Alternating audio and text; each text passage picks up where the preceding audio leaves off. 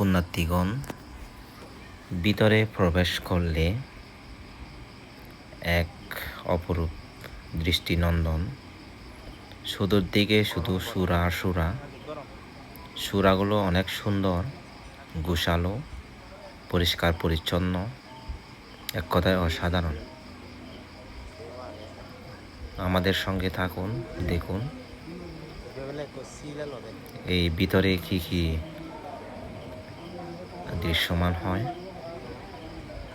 প্রতিদিন হাজারো পুণ্যার্থী এখানে একত্রিত হয়।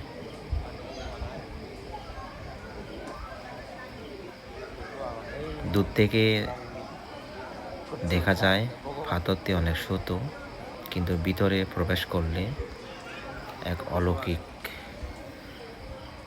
এক কথা অসাধারণ একটি বিহার। ভিতরে দেখুন মায়ানমারের পুণ্যার্থীগণ বুদ্ধমূর্তিকে পূজা করতেছেন। চতুর্দিকে ঘুরে দেখব আমরা।